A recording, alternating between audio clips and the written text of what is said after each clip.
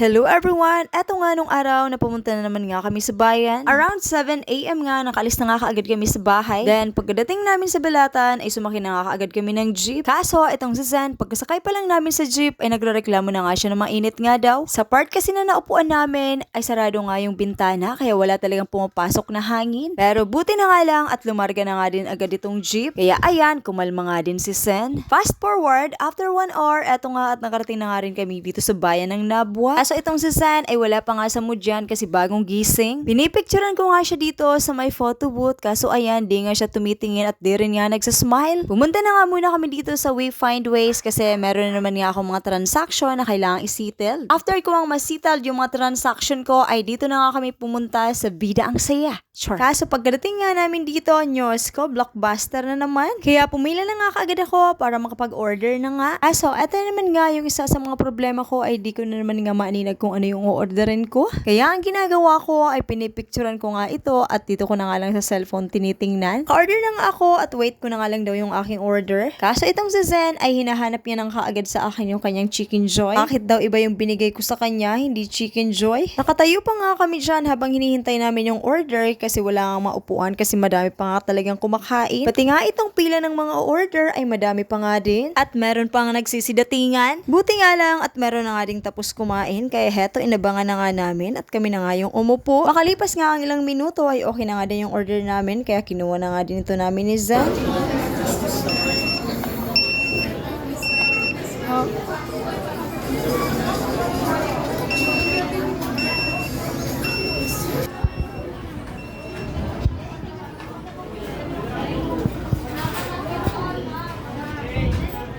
Una na ngang nilantakan ni Zen ay ang Choco Sundae at tong price. Isa nga din kasi yan sa mga favorite niya. Isusunod niya na lang daw nakakainin yung rice and chicken joy. Tuwang-tuwa na naman nga itong bagets. Pasalamat ka kasi meron kang tata na laging nag-sponsor ng pang Jollibee mo. After nga namin mag-Jollibee ay dito na nga kami pumunta sa Kids Zone. Kasi kumakain pa nga lang kami sa Jollibee, eto na nga yung bukang bibig niya na after daw namin kumain ay dito nga daw kami pupunta. Pagdating nga namin dito ay walang masyadong mga batang naglalaro. So, iisa nga lang yung batang nadatnan namin dito. Kaya ayan, nakipaglaro na nga din kay Zen. Sobrang ganda din naman kasi talaga dito. Maayos, malinis, at madami nga yung mga amenities nila na pwedeng paglaruan talaga ng mga bagets. Kaya mag-e-enjoy talaga ang mga kids dito. Meron nga din ditong TV sa mga gustong manood lang. At ito nga rin yung study area na pwede sila mag-drawing, mag-color, at iba pa. So, madaming pwedeng gawin nga yung mga kids dito. Bali, eto na nga yung second time na pagpunta namin dito ni Zen. Sana nga din kasi to sa gustong balik-balikan niya kapag pumupunta kami dito sa bayan. Kaya pag pumupunta kami ng bayan ay mas inaagahan na nga namin bumiyahe para nga nang sa ganun, pag naisipan niyang maglaro ay meron pang time. Kaya pinagbibigyan ko talaga siya kahit mga 1 hour lang. Pero para sa kanya ay bitin pa din. Samantalang ako ay inip na inip nang naghihintay sa kanya. Feeling ko ay sobrang tagal na ng 1 oras. Ay nako, sobrang sarap talaga maging bata. Hindi nila iisipin yung oras. Ang iisipin lang nila maglaro, kumain, mga ganun. Char. So ayun nga, sobrang nag-i-enjoy pa nga din si Zen sa pakikipaglaro dito sa isang batang nadatnan namin dito. Kaso 1 hour nga lang yung in-avail namin at tapos na nga yung 1 hour. Kaso itong Zen ayaw pa talagang umalis. Pwede naman nga mag-extend kaso alanganin naman nga sa oras at babiyahe pa nga kami pa uwi. Tara na! Tara na! Tara na! Paiwanan na kita dito. Tara na nga! Hapon na nga, hapon na.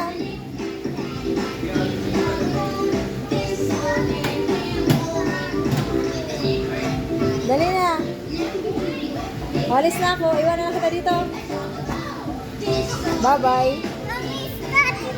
After nga namin sa Kids Zone ay dito na nga kami pumunta sa may Anjena kasi meron nga akong bibilhin. Kaso ang ending ako yung walang nabili. Kasi itong si Zen mas nauna pang namili kaysa sa akin. Kung ano-ano naman nga yung pinagdadampot niya. Lagi niyang sinasabi sa akin na gagamitin niya nga daw sa pag-study niya. So ayun, wala naman akong magawa kundi bilhin. Fast forward, nung nakauwi na kami sa bahay, nilabas niya na nga lahat ng pinamili niya. Di pa naman nga yan mag-school pero yung mga pinabili niyang gamit parang first day of school lang. Grabe talaga, napapasana all na nga lang ako sa mga bata ngayon.